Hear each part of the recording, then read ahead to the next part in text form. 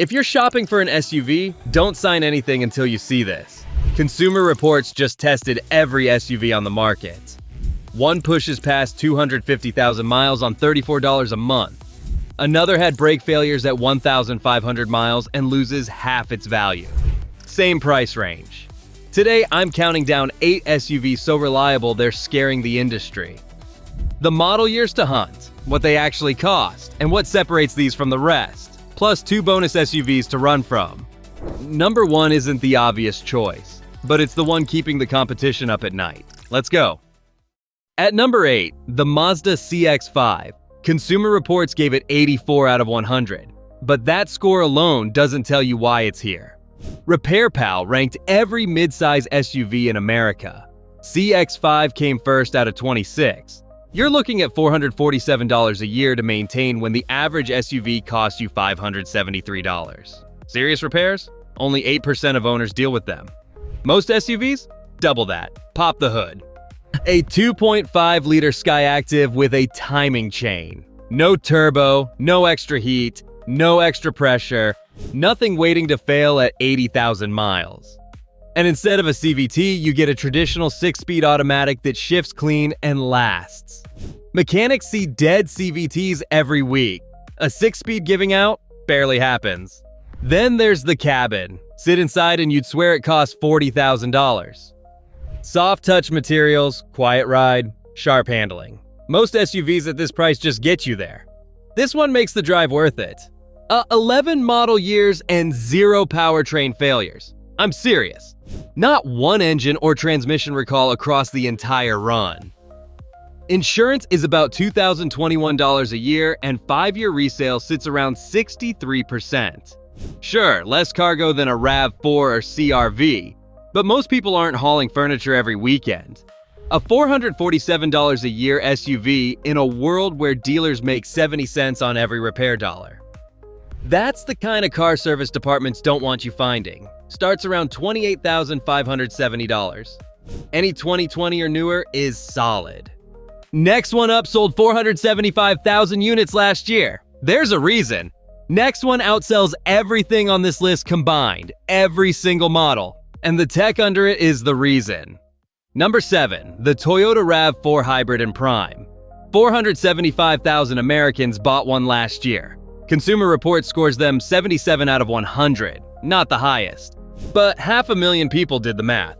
You're getting 39 miles per gallon on the hybrid, and all-wheel drive comes standard.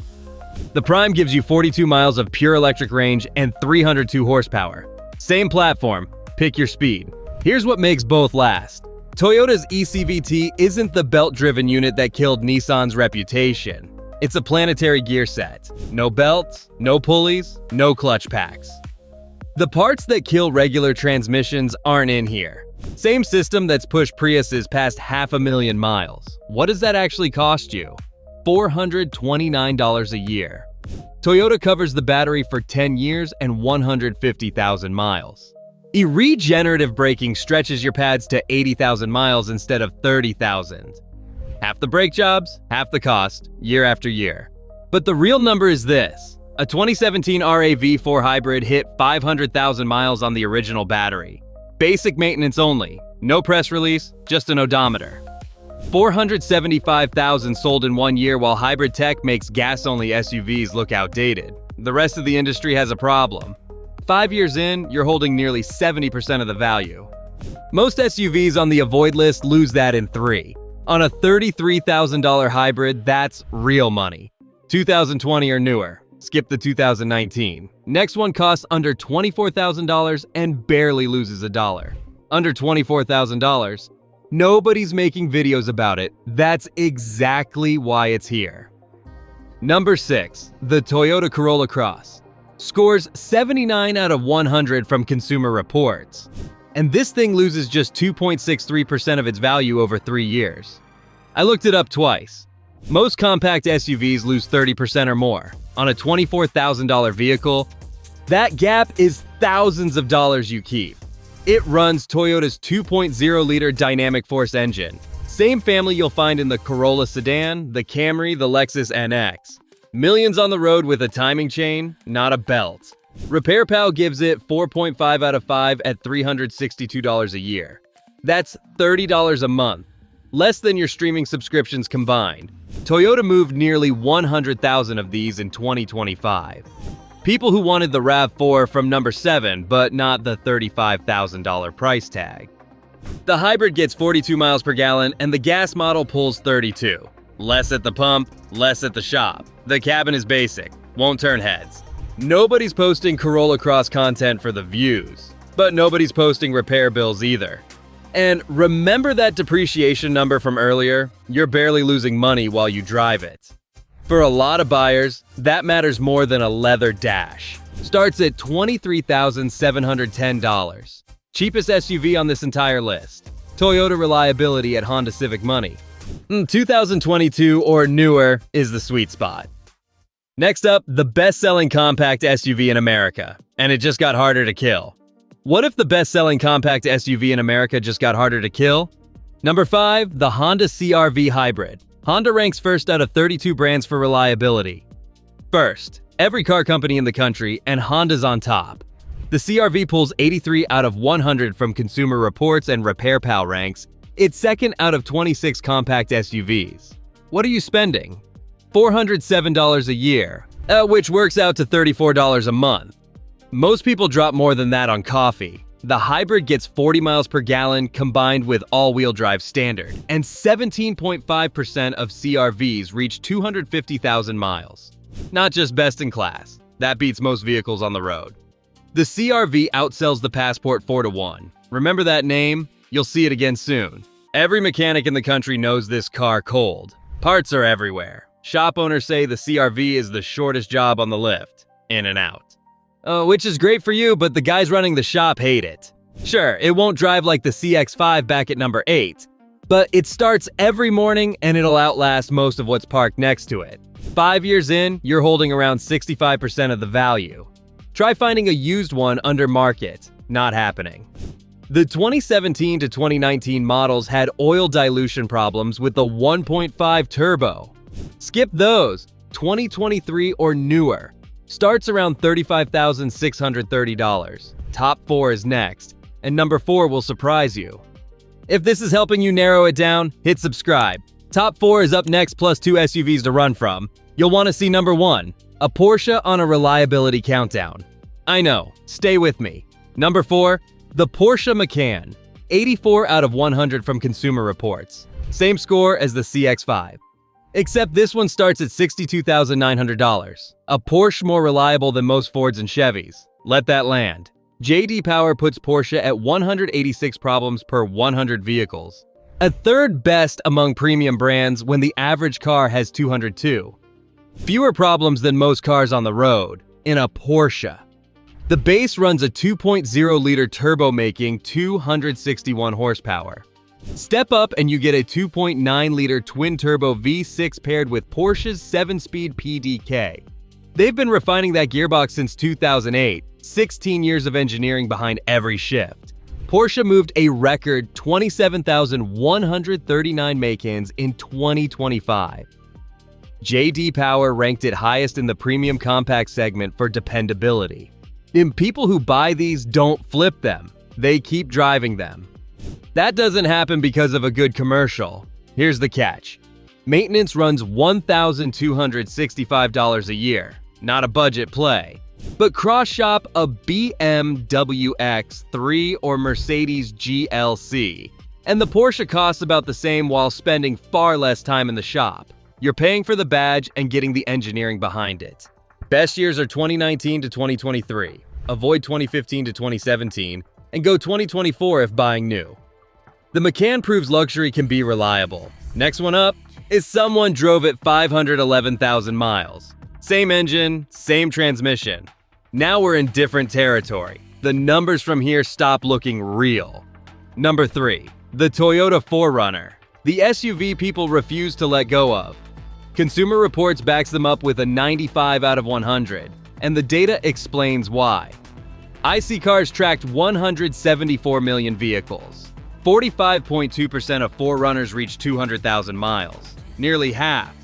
32.9% hit 250,000, 7 times the average vehicle. documented owners at 430,000. At 511,000 on the original engine and transmission. Read that again. 511,000 miles. Line up 10 4Runners against 10 random SUVs, 3 4Runners cross 250,000. Maybe one from the other side does. The 5th generation ran 15 years without a redesign. A 4.0-liter V6 with a 5-speed automatic and body-on-frame construction. No turbo, no cylinder deactivation. Dead simple for 15 years straight. Toyota didn't change it because it didn't need changing. Maintenance runs $514 a year, less than the CX-5 back at number 8. Resale tells the rest of the story. Loses just 6.7% in 3 years and 25.4% in 5. Average midsize SUV? Over 40%. Some used 4Runners sell for more than their owners paid. Look that up. Toyota doesn't need incentives or clearance events. Good luck competing with that. The 2025 redesign starts around $40,770 with a Turbo 4 and hybrid. Promising but unproven. If you want the receipts, buy 2010 to 2024. Now, used 5th gens start around $25,000. If someone you know is shopping, send them this video. Number 2 scored higher than anything else here. And number 1 is going to start a conversation. Ready for the highest score on this entire list? And a name you probably never considered. The Honda Passport. Number 2. Consumer Reports gave it 97 out of 100. Highest reliability score of any SUV they tested. I'm serious, 97. So why doesn't anybody talk about this thing? Good question. Because Honda doesn't shout. Remember the CR-V at number 5? Same company. The Passport sits right next to it on the lot and most buyers walk past it. Big mistake. Under the hood is Honda's 3.5-liter J35 V6, making 285 horsepower paired with a 10-speed automatic. No turbo, no CVT, no dual clutch. The stuff that sends modern SUVs to the shop early? Not in this car. The ownership numbers back it up. RepairPal gives it 4.5 out of 5 at $391 a year. 0.1 shop visits a year, basically once a decade. And the 2025 model has 0 recalls. 0. On a vehicle this new, that says a lot. Sales jumped 70% year over year to 55,000 units. Word is getting out. But it still flies under every radar while the RAV4 and CR-V take the attention. 14 videos on this channel covering SUVs, and this is the Passport's first appearance. The data is right there. 97 out of 100. Nobody else is close. And Honda barely markets this thing. Imagine what happens when they do. 2023 or newer. Starts around $42,400. The 2022 redesign is where Honda dialed everything in. And number 1, it didn't score the highest, but it's about to change the conversation. And number 1, I know this one's going to start a fight. Good, the Tesla Model Y. And I know what you're thinking. An EV after everything? Consumer Reports gave it 81 out of 100, not the highest score on this list. The Passport pulled a 97. The 4Runner hit 95. So why is the Model Y number 1? Because no other SUV on this list is scaring the industry the way this one is. An EV cracking the reliability code while GM's electric lineup implodes and Ford writes off billions on theirs. Meanwhile, every dealer in America is figuring out how to service 20 moving parts instead of 2,000. Best-selling car on Earth in 2023. Not SUV. Car. About 1.2 million worldwide. The batteries only lose about 15% at 200,000 miles. No oil changes, no transmission, about $600 a year to maintain. Safety? IIHS. Top safety pick plus 5 years running. J.D. Power shows Tesla improving from 251 to 209 problems per 100 vehicles. Still above average. But the direction matters. Consumer Reports found EVs have 80% more problems than gas cars. 80%. The Model Y is separating itself from that crowd. Forget the scores for a second. When an electric SUV proves EVs don't have to be unreliable, every automaker has to answer for that. That's the story Detroit doesn't want out there. The Tesla at number 1 isn't the safe pick. It's not the highest score. It's the one keeping the entire industry up at night. Starts around $44,990, 2020 or newer. But I'm not done. 2 SUVs scored so low they should come with a warning label. same company behind both. The GMC Acadia, 14 out of 100. Lowest score Consumer Reports has ever recorded. Master cylinder failures under 1,500 miles. Brakes that quit before the first oil change. Loses half its value in 5 years. That's not an SUV. And that's a warning sign with a monthly payment. The Chevrolet Blazer EV, 19 out of 100. One SUV of the year, then got yanked from dealer lots 4 months later. Software wasn't done. Edmunds logged 23 warning errors before 2,000 miles. 4 recalls in year 1. Depreciation hit 59%. $31,000 gone. 2 GMSUVs, 2 scores under 20. Same price as the CR-V and Passport on this list. Very different outcome. Honda and Toyota figured reliability out. GM is setting records nobody wants. If you want more like this, every video I've done on cars worth buying and avoiding is right here in the playlist. Hit it next.